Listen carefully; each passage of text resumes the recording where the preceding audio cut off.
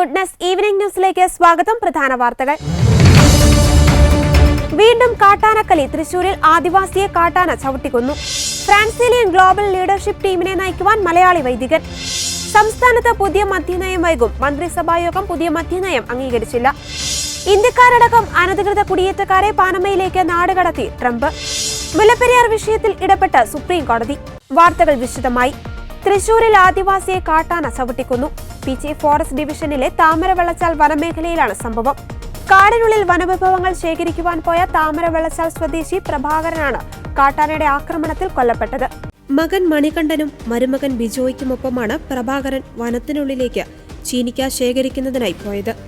6 കിലോമീറ്ററോളം ഉള്ളിൽ അമ്പഴച്ചാൽ എന്ന സ്ഥലത്താണ് ആനയുടെ ആക്രമണമുണ്ടായത്. ബിജോയെയാണ് കാട്ടാന ആദ്യം ആക്രമിച്ചത്. എന്നാൽ ഇയാൾ ഒഴിഞ്ഞുമാറി. തുടർന്നാണ് പ്രഭാകരന്റെ നേരെ ആന തിരിഞ്ഞത്. കേരളത്തിൽ 48 മണിക്കൂറിനുള്ളിൽ കൊല്ലപ്പെട്ടത് 4 പേരാണ്. പുതുവർഷം ആരംഭിച്ച് 42 ദിവസങ്ങൾ മാത്രം പിന്നിടുമ്പോൾ കാട്ടാന ആക്രമണത്തിൽ വനം വകുപ്പിന്റെ കണക്കനുസരിച്ച് കൊല്ലപ്പെട്ടത് 10 പേർ. കടുവയാക്രമണത്തിൽ കൊല്ലപ്പെട്ടത് ഒരാൾ. കാട്ടുപന്നി കുത്തിക്കൊന്നത് ഒരാളെ. ഇനി കർഷക സംഘടനയായ കിഫയുടെ കണക്കു പരിശോധിച്ചാൽ ആകെ മരണം 11.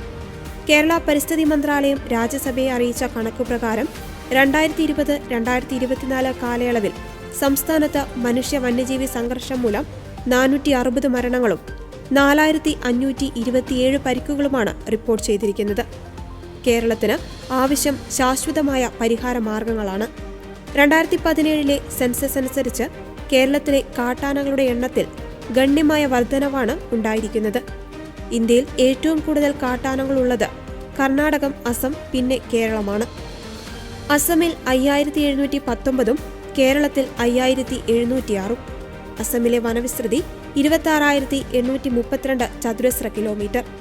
കേരളത്തിലെ 11,309 ചതുരശ്ര കിലോമീറ്റർ. ഏകദേശം ഇരട്ടിയിലധികം. കേരളത്തിലെ വനമേഖലയ്ക്ക് താങ്ങാൻ കഴിയുന്നതിലപ്പുറം ആനകൾ നിലവിലുണ്ട്. വനത്തിനുള്ളിൽ തന്നെ ഭക്ഷണവും വെള്ളവും കിട്ടാത്തതിനാൽ പൊറുതിമുട്ടി കാട്ടാനകൾ നാട്ടിലിറങ്ങുന്നു. കർഷകർ അവരുടെ ഉപജീവനത്തിന് വേണ്ടി നട്ടുനനച്ച് വളർത്തുന്ന വിളകൾ യഥേഷ്ടം തിന്നുകയും ബാക്കിയുള്ളവ നശിപ്പിക്കുകയും ചെയ്യുന്നു. ഇവിടെ ആരും വന്യമൃഗ സംരക്ഷണത്തിന് എതിരല്ല. അതിനുത്തരവാദിത്തപ്പെട്ടവർ അതിനെ സംരക്ഷിച്ചാൽ മാത്രം മതി. ഇതിനെതിരെ സർക്കാർ അടിയന്തര നടപടികൾ സ്വീകരിക്കണമെന്നാണ് ജനങ്ങളുടെ ആവശ്യം. ഫ്രാൻസിലിയൻ ഗ്ലോബൽ ലീഡർഷിപ്പ് ടീമിനെ നയിക്കുവാൻ മലയാളി വൈദികൻ. വിശാഖപട്ടണത്ത് വെച്ച് നടന്ന 21ാമത് ജനറൽ ചാപ്റ്ററിൽ Missionaries of Saint Francis de Sales കോൺഗ്രിഗേഷന്റെ പുതിയ നേതൃത്വ ടീമായ ജനറൽ കൂരിയായെ തിരഞ്ഞെടുത്തപ്പോഴാണ് 15ാമത് സുപ്പീരിയർ ജനറലായി മലയാളിയായ ഫാദർ ജോൺസൺ മൈക്കിൾ കല്ലിടിക്കലിൽ നിയമിതനായത്. കോൺഗ്രിഗേഷന്റെ ഭാവി രൂപപ്പെടുത്തുന്നതിനും അടുത്ത 8 വർഷത്തേക്ക് പുതിയ നേതാക്കളെ തിരഞ്ഞെടുക്കുന്നതിനുമായാണ് ഫ്രാൻസിലിയൻ ജനറൽ ചാപ്റ്റർ 23 പ്രതിനിധികളെയും 19 എക്സ് ഒഫീഷ്യോ അംഗങ്ങളെയും കൂരിയയിലേക്ക് തിരഞ്ഞെടുക്കുന്നത്. വിശാഖപട്ടണത്ത് വെച്ച് നടന്ന 21ാമത് ജനറൽ ചാപ്റ്ററിലാണ് 180 വർഷം പാരമ്പര്യമുള്ള സെന്റ് ഫ്രാൻസിസ് ഡി സാൽ കോൺഗ്രിഗേഷനെ അതിന്റെ ദൗത്യത്തിൽ മുന്നോട്ട് കൊണ്ടുപോകുന്നതിനായി മുൻ മിഷൻ ജനറൽ സെക്രട്ടറിയായ ഫാദർ ജോൺസൺ മൈക്കിൾ കല്ലിടിക്കലിനെ 15ാമത് സുപ്പീരിയർ ജനറലായി നിയമിച്ചത്. അസിസ്റ്റന്റ് ജനറലായി Father Saji George Puthiyakulangara, mission general സെക്രട്ടറിയായി Father Thumma Mariadas Reddy, formation general സെക്രട്ടറിയായി ഫാദർ ഡിസൂസ ബെനഡിക്ട്, വിദ്യാഭ്യാസ ജനറൽ സെക്രട്ടറിയായി Father A Antony Swamy, SAIM general സെക്രട്ടറിയായി ഫാദർ എ ക്രിസ്തുരാജ്, ജനറൽ ബർസാറായി ഫാദർ ജോസ് കരിക്കൽ MSFS എന്നിവരെ തെരഞ്ഞെടുത്തു. കഴിഞ്ഞ 12 വർഷമായി കോൺഗ്രിഗേഷനെ നയിച്ചതിനെ സുപ്പീരിയർ ജനറലിനും സംഘത്തിനും 20 രാജ്യങ്ങളിൽ നിന്നുമായി ഒത്തുകൂടിയ 47 ചാപ്റ്റർ മെമ്പേഴ്സ് നന്ദി അറിയിച്ചു. 1838 ഒക്ടോബർ 24 ദേവദാസനായ ഫാദർ പീറ്റർ മേരി മെർമിയറാണ് Missionaries of Saint Francis de Sales സഭ സ്ഥാപിച്ചത്. ഇന്ന് ഏഷ്യ, ആഫ്രിക്ക, യൂറോപ്പ്, അമേരിക്ക തുടങ്ങി 20 രാജ്യങ്ങളിലായി ഏകദേശം 2000ഓളം ഫ്രാൻസിലിയൻസ് ഉണ്ട്. 1845 സെപ്റ്റംബർ 8 6 ഫ്രഞ്ച് MSFS മിഷണറിമാരുടെ ആദ്യ ബാച്ച് ഫ്രഞ്ച് കോളനിയായ പോണ്ടിച്ചേരിയിൽ എത്തിയത്. പിന്നീട് 1846 ഫെബ്രുവരി 19 വിശാഖപട്ടണത്ത് എത്തിയത്. വിശാഖപട്ടണം, നാഗ്പൂർ, പൂനെ, തെക്ക് പടിഞ്ഞാറൻ ഇന്ത്യ, തെക്ക് കിഴക്കൻ ഇന്ത്യ, ഗുവാഹത്തി, ദിബ്രുഗഡ് എന്നിങ്ങനെ ഇന്ത്യയിലെ 7 പ്രവിശ്യകളിലാണ് MSFS പ്രവർത്തനം നടത്തുന്നത്. സംസ്ഥാനത്ത് മദ്യനയം വൈകും. ഇന്ന് ചേർന്ന മന്ത്രിസഭായോഗം പുതിയ മദ്യനയം അംഗീകരിച്ചില്ല. കള്ളുഷാപ്പുകളുടെ ദൂരപരിധിയിലും ടൂറിസം ഡെസ്റ്റിനേഷൻ ഡ്രൈ ഡേക്ക് മദ്യം നൽകുന്നതിലും സമവായമായില്ല. കൂടുതൽ വ്യക്തത വേണമെന്ന് മന്ത്രിസഭാ യോഗത്തിൽ അഭിപ്രായമുയർന്നു. ഇതിനെ തുടർന്നാണ് കൂടുതൽ വിശദമായ ചർച്ചയ്ക്കായി മദ്യനയം നീട്ടിവെച്ചത്. പുതിയ കള്ളുഷാപ്പുകൾ അനുവദിക്കുന്നതിലും പുതിയ മദ്യനയത്തിൽ വ്യക്തതയില്ലെന്നുമാണ് ഇന്ന് ചേർന്ന മന്ത്രിസഭാ യോഗം അഭിപ്രായപ്പെട്ടത്. ടൂറിസം കേന്ദ്രങ്ങളിലും വിവാഹ പാർട്ടികൾക്കും 1-ാം തീയതി ഡ്രൈ ഡേ ദിവസം ഇളവ് അനുവദിക്കുന്നതുമാണ് പുതിയ മദ്യനയത്തിലെ പ്രധാന ശുപാർശ. ഡ്രൈ ഡേ മാറ്റാൻ സർക്കാരിനെ കോഴ നൽകിയെന്ന ബാറുടമകളുടെ വെളിപ്പെടുത്തൽ വിവാദത്തെ തുടർന്നാണ് ഈ സാമ്പത്തിക വർഷം മദ്യനയം വൈകാൻ കാരണം. ഈ സാമ്പത്തിക വർഷം തീരാൻ 1 മാസം ബാക്കി നിൽക്കെ എക്സൈസ് വകുപ്പ് അടുത്ത സാമ്പത്തിക വർഷത്തേക്കുള്ള മദ്യനയത്തിന്റെ കരടാണ് മന്ത്രിസഭയിൽ കൊണ്ടുവന്നത്. നിലവിലുള്ള കള്ളുഷാപ്പുകൾക്ക് പകരം ക്ലാസിഫൈഡ് കള്ളുഷാപ്പുകളാണ് പുതിയ മദ്യനയത്തിലെ പ്രധാന ശുപാർശ. ആളുകളെ കൂടുതൽ ആകർഷിക്കും വിധം പാതയോരത്ത് ആധുനിക സൗകര്യങ്ങളോടുള്ള കെട്ടിടങ്ങൾ ടോഡി ബോർഡ് നിർമ്മിച്ചു നൽകും. ഇവിടങ്ങളിൽ കള്ളുഷാപ്പുകൾ നടത്താമെന്നാണ് ശുപാർശ. എന്നാൽ പുതിയ സ്ഥലം കണ്ടെത്തുമ്പോൾ നിലവിലുള്ള കള്ളുഷാപ്പുകളുമായുള്ള ദൂരപരിധിയിൽ നയം വ്യക്തത വരുത്തിയിട്ടില്ല. 400 മീറ്ററാണ് കള്ളുഷാപ്പുകൾ തമ്മിൽ നിലവിലുള്ള ദൂരപരിധി. ഈ പരിധി മാറ്റണമെന്ന് AIATUC ഉൾപ്പെടെ ദീർഘനാളായി ആവശ്യപ്പെടുന്നുണ്ട്. പുതിയ നയം വരുന്നതോടെ പരമ്പരാഗതമായി ഷാപ്പ് നടത്തുന്നവരുടെ കാര്യത്തിൽ CPI മന്ത്രിമാർ ആശങ്ക പ്രകടിപ്പിച്ചു. ദൂരപരിധി കുറയ്ക്കണമോ പുതിയ ഷാപ്പുകൾക്കും ബാധകമാകണമോ എന്ന കാര്യത്തിൽ വ്യക്തത വരുത്തേണ്ടതുണ്ട്. ടൂറിസം മേഖലകൾ, അന്താരാഷ്ട്ര കോൺഫറൻസുകൾ, ആഡംബര കല്യാണം എന്നിവ നടക്കുന്ന ഹോട്ടലുകൾ, ടൂറിസം ഡെസ്റ്റിനേഷൻ സെന്ററുകൾ എന്നിവിടങ്ങളിൽ 1-ാം തീയതി മദ്യം വിളമ്പാൻ ഉപാധികളോടെ അനുമതി നൽകണമെന്ന ശുപാർശയുമുണ്ട്. ഇക്കാര്യത്തിലും കൂടുതൽ ചർച്ച വേണമെന്ന ആവശ്യം മന്ത്രിസഭായോഗത്തിൽ ഉയർന്നു. ഉദ്യോഗസ്ഥ തലത്തിലും യൂണിയനുകളുമായും LDFിലും വിശദമായ ചർച്ചകൾക്ക് ശേഷമാകും പുതിയ നയം ഇനി മന്ത്രിസഭയിലേക്ക് എത്തുക. കാലഹരണപ്പെട്ടതും ഉപയോഗശൂന്യവുമായ മരുന്നുകൾ ശാസ്ത്രീയമായി ശേഖരിച്ച് സംസ്കരിക്കുന്നതിനായി സംസ്ഥാന ഡ്രഗ് കൺട്രോൾ വകുപ്പ് എൻപ്രൗഡ് പദ്ധതി തുടങ്ങുമെന്ന് ആരോഗ്യമന്ത്രി വീണ ജോർജ്. ഉപയോഗശൂന്യമായ മരുന്നുകൾ വീട്ടിൽ നിന്ന് ശേഖരിച്ച് കൊണ്ടുപോവുകയോ നിശ്ചിത സ്ഥലങ്ങളിൽ നിക്ഷേപിക്കുവാൻ സൗകര്യമൊരുക്കുകയോ ചെയ്യുന്നതാണ് പദ്ധതി. രാജ്യത്ത് ആദ്യമായാണ് സർക്കാർ തലത്തിൽ ഇത്തരമൊരു പദ്ധതി നടപ്പിലാക്കുന്നത്. കോഴിക്കോട് കോർപ്പറേഷനിലും മുള്ളേരി പഞ്ചായത്തിലുമാണ് ആദ്യമായി നടപ്പിലാക്കുക. ഫെബ്രുവരി 22-ന് കോഴിക്കോട് വെച്ച് പദ്ധതിയുടെ ഉദ്ഘാടനം നിർവഹിക്കും. തുടർന്ന് സംസ്ഥാന വ്യാപകമാക്കും. കാലഹരണപ്പെട്ടതും ഉപയോഗശൂന്യമായതുമായ മരുന്നുകൾ അലക്ഷ്യമായി മണ്ണിലേക്കും ജലാശയങ്ങളിലേക്കും വലിച്ചെറിയാൻ പാടില്ല. ഇത് ആന്റി മൈക്രോബിയൽ പ്രതിരോധത്തിനും ആരോഗ്യ പ്രശ്നങ്ങൾക്കും പരിസ്ഥിതി മലിനീകരണത്തിനും കാരണമാകും. ഇത്തരം ഔഷധങ്ങൾ ശേഖരിക്കുവാനോ ശാസ്ത്രീയമായി സംസ്കരിക്കുവാനോ പര്യാപ്തമായ സംവിധാനങ്ങൾ നിലവിലില്ലാത്തതിനാലാണ് പുതിയ പദ്ധതി ആവിഷ്കരിച്ചിരിക്കുന്നത്. നിശ്ചിത മാസങ്ങളിൽ വീട്ടിലെത്തി മരുന്നുകൾ ശേഖരിക്കും. പെർമനന്റ് കളക്ഷൻ സൈറ്റുകളിൽ സ്ഥാപിച്ചിട്ടുള്ള നീല നിറമുള്ള പെട്ടികളിലും മരുന്നുകൾ നിക്ഷേപിക്കാം. ചില്ലറ വ്യാപാര സ്ഥാപനങ്ങൾ, ക്ലിനിക്കുകൾ എന്നിവിടങ്ങളിൽ നിന്നുള്ള ഉപയോഗശൂന്യമായ മരുന്നുകൾ കളക്ഷൻ സെന്ററുകളിൽ എത്തിക്കേണ്ടതാണ്. തദ്ദേശ സ്ഥാപനങ്ങളുടെയും ഹരിതകർമ്മ സേനാംഗങ്ങളുടെയും സഹായത്തോടെയാണ് പദ്ധതി നടപ്പിലാക്കുന്നത്. കേന്ദ്ര സംസ്ഥാന പരിസ്ഥിതി വകുപ്പുകളുടെ അംഗീകാരമുള്ള കേരള എൻവിയോ ഇൻഫ്രാസ്ട്രക്ചർ ലിമിറ്റഡിന്റെ മാലിന്യ സംസ്കരണ പ്ലാന്റിലാണ് ഇവ ശാസ്ത്രീയമായി സംസ്കരിക്കുന്നത്. ചൊവ്വാഴ്ച ഉച്ചകഴിഞ്ഞ് നടത്തിയ CT സ്കാൻ ഉൾപ്പെടെയുള്ള പരിശോധനകളിൽ ഫ്രാൻസിസ് പാപ്പായ്ക്ക് കടുത്ത ന്യൂമോണിയ ബാധിച്ചതായും അദ്ദേഹത്തിന്റെ ആരോഗ്യസ്ഥിതി അല്പം സങ്കീർണമായ അവസ്ഥയിലാണെന്നും വത്തിക്കാൻ. 4 ദിവസമായി റോമിലെ ജെമിലി ആശുപത്രിയിൽ കഴിയുകയാണ് ഫ്രാൻസിസ് പാപ്പ. പോളി മൈക്രോബിയൽ അണുബാധയുണ്ടെന്നായിരുന്നു നേരത്തെ കണ്ടെത്തിയിരുന്നത്. ഇന്നലെ നടത്തിയ ലബോറട്ടറി പരിശോധനകളും എക്സ്റേ സ്കാൻ റിപ്പോർട്ടുകളും ഫ്രാൻസിസ് പാപ്പയുടെ ആരോഗ്യസ്ഥിതി അല്പം സങ്കീർണമായ സാഹചര്യമാണ് കാണിക്കുന്നതെന്ന് വത്തിക്കാൻ അറിയിച്ചു. ഫ്രാൻസിസ് പാപ്പയുടെ ആരോഗ്യസ്ഥിതി സങ്കീർണമായി തുടരുമ്പോഴും അദ്ദേഹം സന്തോഷവാനാണെന്നും ചൊവ്വാഴ്ച രാവിലെ അദ്ദേഹം വിശുദ്ധ കുർബാന സ്വീകരിച്ചുവെന്നും വത്തിക്കാൻ പ്രസ് ഓഫീസ് അറിയിച്ചിരുന്നു. പകൽ അദ്ദേഹം വിശ്രമവും പ്രാർത്ഥനകളും വായനയുമായി ചിലവഴിച്ചുവെന്നും വത്തിക്കാൻ വ്യക്തമാക്കി. അതേസമയം ഫ്രാൻസിസ് പാപ്പയ്ക്ക് ഞായറാഴ്ച വരെ ക്രമീകരിച്ചിരുന്ന മറ്റു പരിപാടികളെല്ലാം വത്തിക്കാൻ റദ്ദാക്കിയിരുന്നു. റദ്ദ് ചെയ്ത പരിപാടികളിൽ ഇന്ന് സെന്റ് പീറ്റേഴ്സ് ചതുരത്തിൽ നടത്താൻ നിശ്ചയിച്ചിരുന്ന പ്രതിവാര സദസ്സും ഉൾപ്പെട്ടിട്ടുണ്ട്. റോമിലെ ഏറ്റവും വലിയ ആശുപത്രിയായ പോളിക്ലിനിക്കോ അഗസ്റ്റീനോ ജെമിലിയിൽ മാർപ്പാപ്പയ്ക്കായി ക്രമീകരിച്ച പ്രത്യേക സൂട്ടിലാണ് പാപ്പയ്ക്ക് ചികിത്സ ഒരുക്കിയിരിക്കുന്നത്. ഇതിനിടെ കുട്ടികൾ ഉൾപ്പെടെ 100 കണക്കിന് ആളുകൾ പാപ്പയുടെ സൗഖ്യത്തിനായി പ്രാർത്ഥനാശംസകൾ നേർന്നും തങ്ങളുടെ സാമീപ്യം അറിയിച്ചും കത്തുകളും ചിത്രങ്ങളും വത്തിക്കാനിലേക്ക് അയക്കുന്നത് തുടരുകയാണ്. തനിക്ക് പ്രാർത്ഥനാശംസകൾ നേർന്ന എല്ലാവർക്കും നന്ദി പ്രകടിപ്പിച്ച പാപ്പ പ്രാർത്ഥനകൾ തുടരാൻ ഏവരോടും അഭ്യർത്ഥിച്ചു. ദൈവനിന്ദയുടെ പേരിൽ പാകിസ്ഥാനിൽ തന്നെ വധശിക്ഷയ്ക്ക് വരെ വിധിക്കുന്ന സാഹചര്യമുണ്ടായിരുന്നെന്ന് മെറ്റ CEO മാർക്ക് സക്കർബർഗ്. പ്രമുഖ പോഡ്കാസ്റ്ററായ ജോ റോഗന്റെ ഷോയിലായിരുന്നു പാകിസ്ഥാനിൽ മെറ്റ നേരിടുന്ന വെല്ലുവിളികളെക്കുറിച്ചുള്ള സക്കർബർഗിന്റെ വെളിപ്പെടുത്തൽ. ദേവനിന്ദയ്ക്കെതിരായ പാകിസ്ഥാന്റെ ശക്തമായ നിയമങ്ങൾ തെറ്റിച്ച് ഫേസ്ബുക്കിൽ പോസ്റ്റുകൾ പങ്കുവെക്കപ്പെടുന്നു എന്ന ആരോപണമാണ് നിയമ പോരാട്ടങ്ങളുടെ പിന്നിൽ. പാകിസ്ഥാൻ കോടതിയിൽ ദേവനിന്ദ ആരോപണം തെളിഞ്ഞാൽ അതിശക്തമായ ശിക്ഷകളാണ് നേരിടേണ്ടി വരിക. പ്രാദേശിക ചട്ടങ്ങളും സാംസ്കാരിക മൂല്യങ്ങളും വിലമതിക്കുകയും ഒരാളുടെ ആവിഷ്കാര സ്വാതന്ത്ര്യത്തെ പിന്തുണയ്ക്കുകയും ചെയ്യുക എന്നതിനാണ് മെറ്റ പ്രതിജ്ഞാബദ്ധമായിരിക്കുന്നത്. ഓരോ രാജ്യത്തെയും നിയമങ്ങളുമായി ഞങ്ങളുടെ ആശയങ്ങൾ ചേർന്നു പോകണമെന്നില്ല. ഫേസ്ബുക്കിൽ പങ്കുവെക്കപ്പെട്ട പ്രവാചകന്റെ ചിത്രത്തിന്റെ പേരിൽ പാകിസ്ഥാനിൽ എന്നെ വധശിക്ഷയ്ക്ക് വിധേയനാക്കുവാൻ വരെ ഒരാൾ ശ്രമിച്ചു. ആ കേസിന്റെ സ്ഥിതി ഇപ്പോൾ എന്തായെന്ന് അറിയില്ല.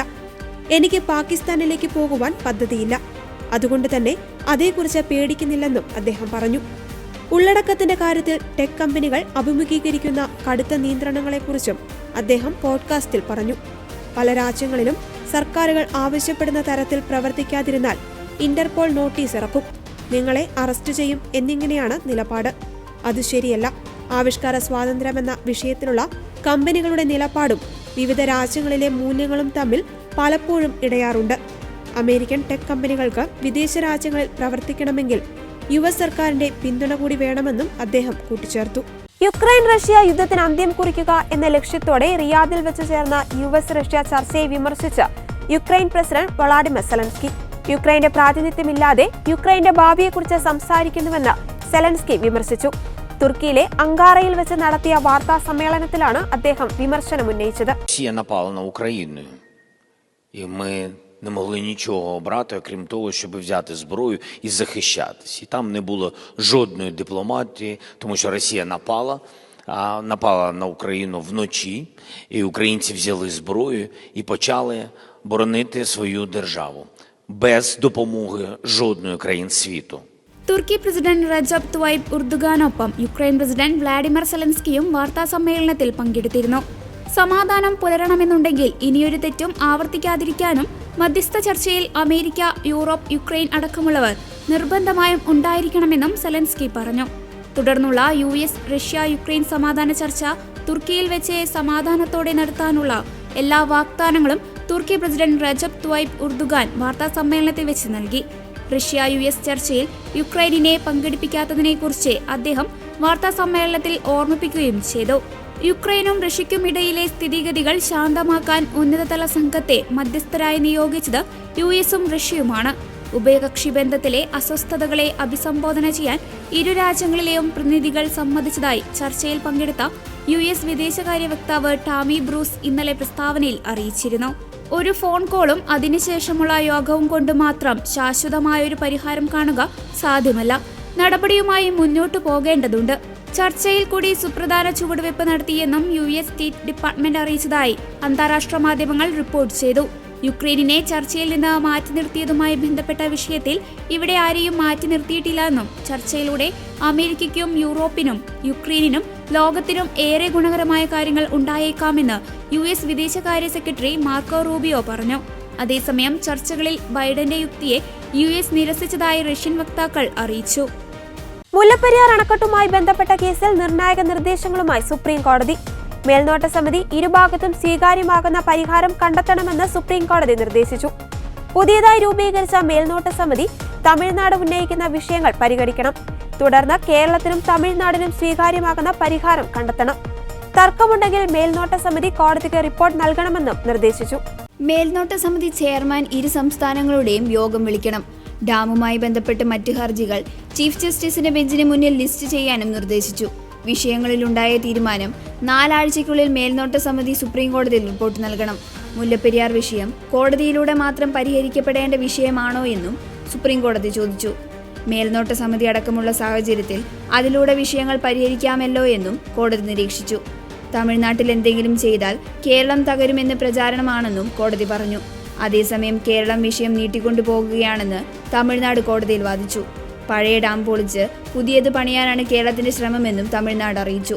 അതേസമയം കേരളത്തിലെ ജനങ്ങളുടെ ജീവന് വിലയില്ലേ എന്നാണ് സംസ്ഥാന സർക്കാർ കോടതിയിൽ ചോദിച്ചത്. ഇന്ത്യക്കാരുൾപ്പെടെ 300 അനധികൃത കുടിയേറ്റക്കാരെ പാനമയിലേക്ക് നാടുകടത്തി ട്രംപ് ഭരണകൂടം. ഇവരെ പാനമയിലെ ഒരു ഹോട്ടൽ താൽക്കാലിക ഡിറ്റൻഷൻ സെന്ററാക്കി മാറ്റി അവിടെയാണ് പാർപ്പിച്ചിരിക്കുന്നത്. India, Iran, Nepal, Afghanistan, Sri Lanka, Pakistan, China തുടങ്ങിയ രാജ്യങ്ങളിൽ നിന്നുള്ളവരെയാണ് പാനമയിലേക്ക് അമേരിക്ക നാടുകടത്തിയത്. അതാത് രാജ്യങ്ങളിലേക്ക് അമേരിക്കയ്ക്ക് നേരിട്ട് അയക്കാൻ സാധിക്കാത്തതിനെ തുടർന്നാണ് 300ഓളം പേരെ ഒരുമിച്ച് പാനമയിലേക്ക് നാടുകടത്തിയത്. കുടിയേറ്റക്കാരെ പുറത്തേക്ക് ഇറങ്ങാൻ അനുവദിക്കില്ല. ഇവരുടെ പാസ്പോർട്ട് ഉൾപ്പെടെയുള്ള രേഖകൾ അമേരിക്ക പിടിച്ചെടുത്തിരുന്നു. പാനമയിലെ ഡിറ്റൻഷൻ സെന്ററിൽ കഴിയുന്നവർക്ക് അന്താരാഷ്ട്ര സംഘടനകളുടെ സഹായത്തോടെ സ്വന്തം രാജ്യത്തേക്ക് മടങ്ങിപ്പോകുന്നതിനുള്ള അവസരമൊരുക്കി കൊടുക്കും. എന്നാൽ ഡിറ്റൻഷൻ സെന്ററിലുള്ള 40% ആളുകളും സ്വമേധയാ മടങ്ങിപ്പോകാൻ തയ്യാറല്ലാത്തവരാണെന്ന് പാനമ അധികൃതർ വ്യക്തമാക്കുന്നത്. സ്വന്തം രാജ്യത്തെ രക്ഷയില്ലെന്നും ഞങ്ങളെ സഹായിക്കണമെന്നും താമസിക്കുന്ന ഹോട്ടലിന്റെ ജനലുകളിൽ ഇവർ എഴുതി പ്രദർശിപ്പിച്ചിട്ടുണ്ട്. അമേരിക്കയും പാനമയും തമ്മിലുള്ള ധാരണ പ്രകാരം ഇവർക്ക് ഭക്ഷണം, മരുന്ന് എന്നിവ എത്തിക്കും. അമേരിക്കയിലുള്ള അനധികൃത കുടിയേറ്റക്കാരെ ഒഴിപ്പിക്കാൻ ഒരു പാലമായി പ്രവർത്തിക്കാമെന്ന് പാനമ നേരത്തെ സമ്മതിച്ചിരുന്നു. ചിലവുകൾ അമേരിക്ക വഹിക്കുകയും ചെയ്യും. ബംഗ്ലാദേശിലെ ഇടക്കാല സർക്കാരിന്റെ തലവൻ മുഹമ്മദ് യൂനൂസിനെതിരെ ആഞ്ഞടിച്ച് ഇന്ത്യയിൽ അഭയം തേടിയ മുൻ പ്രധാനമന്ത്രി ഷെയ്ഖ് ഹസീന. മുഹമ്മദ് യൂനൂസിനെ അപരാധി എന്ന് വിളിച്ച ഹസീന ഭീകരരെ അഴിച്ചുവിടുകയും രാജ്യത്ത് നിയമരാഹിത്യം വളർത്തുകയും ചെയ്ത വ്യക്തിയാണ് അദ്ദേഹമെന്നും വിശേഷിപ്പിച്ചു. രാജ്യത്ത് അരങ്ങേറിയ കലാപത്തിനു ശേഷം ഇന്ത്യയിലാണ് ഷെയ്ഖ് ഹസീന കഴിയുന്നത്. കഴിഞ്ഞ ജൂലൈയിലെ വിദ്യാർത്ഥി പ്രക്ഷോഭത്തിനിടെ കൊല്ലപ്പെട്ട 4 പോലീസുകാരുടെ വിധവകളുമായി ഷെയ്ഖ് ഹസീന വീഡിയോ സംഭാഷണം നടത്തിയിരുന്നു. ഈ സംഭാഷണത്തിനിടയിൽ അവാമി ലീഗ് നേതാവ് അവരുടെ ദാരുണമായ മരണത്തെ അനുസ്മരിക്കുകയും തിരിച്ചുവരുമ്പോൾ അതിനെ പരിഹാരം ചെയ്യുമെന്ന് കുടുംബങ്ങൾക്ക് വാഗ്ദാനം നൽകുകയും ചെയ്തിരുന്നു. എന്നെ അധികാരത്തിൽ നിന്ന് പുറത്താക്കാനുള്ള അദ്ദേഹത്തിന്റെ സൂക്ഷ്മമായ ഗൂഢാലോചനയുടെ ഭാഗമാണ് ഈ കൊലപാതകങ്ങൾ. ഞാൻ തിരിച്ചെത്തിയാൽ ഞങ്ങളുടെ പോലീസുകാരുടെ മരണത്തിന് പ്രതികാരം ചെയ്യുമെന്നായിരുന്നു ഷെയ്ഖ് ഹസീന മുഹമ്മദ് യൂനൂസിനോട് പറഞ്ഞത്. എല്ലാ അന്വേഷണ സമിതികളും യൂനൂസ് പിരിച്ചുവിട്ടതായും അവർ ആരോപിച്ചു. ഇടക്കാല സർക്കാർ ആളുകളെ കശാപ്പ് ചെയ്യാൻ ഭീകരരെ അഴിച്ചുവിടുകയാണെന്നും ഷെയ്ഖ് ഹസീന പറയുന്നു. അവർ ബംഗ്ലാദേശിനെ തകർക്കുകയാണ്. ദൈവാനുഗ്രഹത്താൽ എന്തെങ്കിലും നന്മ ചെയ്യാൻ എന്നെ ജീവനോടെ നിലനിർത്തിയാൽ ഞാൻ തിരിച്ചെത്തി നിങ്ങളെല്ലാവർക്കും നീതി ഉറപ്പാക്കുമെന്നും അവർ പ്രഖ്യാപിച്ചു. കഴിഞ്ഞ വർഷം വിദ്യാർത്ഥികളുടെ നേതൃത്വത്തിൽ നടന്ന പ്രതിഷേധത്തെ അടിച്ചമർത്താൻ ഹസീന ശ്രമിച്ചപ്പോൾ 4 പോലീസുകാർ കൊല്ലപ്പെട്ടിരുന്നു. വിവാദമായ ക്വാട്ട സമ്പ്രദായത്തിനെതിരെ ആരംഭിച്ച പ്രതിഷേധം പിന്നീട് ഷെയ്ഖ് ഹസീനയെ പുറത്താക്കാനുള്ള ആഹ്വാനത്തിലാണ് ചെന്നെത്തിയത്. കലാപത്തിനിടെ 450ഓളം പോലീസ് സ്റ്റേഷനുകൾ അവർ അഗ്നിക്കിരയാക്കിയെന്നും തന്നെ സ്ഥാനത്ത് നിന്ന് നീക്കം ചെയ്യാനുള്ള നീക്കങ്ങൾ സമ്മതിച്ച യൂനുസ് ആസൂത്രണം ചെയ്ത വലിയ ഗൂഢാലോചനയുടെ ഭാഗമാണ് കൊലപാതകങ്ങളെന്നും ഹസീന പ്രസ്താവനയിൽ വ്യക്തമാക്കി. മുൻ പ്രധാനമന്ത്രിയെ ഇന്ത്യയിൽ നിന്ന് എത്രയും പെട്ടെന്ന് ബംഗ്ലാദേശിലേക്ക് തിരിച്ചെത്തിക്കാൻ ഇടക്കാല സർക്കാർ ശ്രമം തുടരവെയാണ് അവരുടെ പ്രതികരണം. ഷെയ്ഖ് ഹസീനയുടെ ഇടപെടലിനെ തൊട്ടുപിന്നാലെ ബംഗ്ലാദേശിന്റെ ഇടക്കാല ഭരണകൂടം മുൻ പ്രധാനമന്ത്രിയെ ഇന്ത്യയിൽ നിന്ന് കൈമാറുന്നത് തങ്ങളുടെ പ്രധാന മുൻഗണനയായി തുടരുന്നുവെന്നും എടുത്തു പറഞ്ഞിരുന്നു. യൂനുസ് സർക്കാരിന്റെ പ്രസ് സെക്രട്ടറി ആലമാണ് ഇക്കാര്യം പറഞ്ഞത്. അവാമി ലീഗ് രാജ്യത്തിന്റെ രാഷ്ട്രീയ ഭൂപടത്തിൽ ഇനിയും നിലനിൽക്കണമോ എന്ന് ബംഗ്ലാദേശിലെ ജനങ്ങളും രാഷ്ട്രീയ പാർട്ടികളും തീരുമാനിക്കുമെന്നും ആലം കൂട്ടിച്ചേർത്തു. ഇതോടെ ഗുഡ്നസ് ഈവനിംഗ് ന്യൂസ് ഇവിടെ പൂർണ്ണമാകുന്നു. കൂടുതൽ വാർത്താ അപ്ഡേറ്റുകൾക്കായി ഗുഡ്നസ് ന്യൂസ് ചാനൽ സന്ദർശിക്കുക. നന്ദി.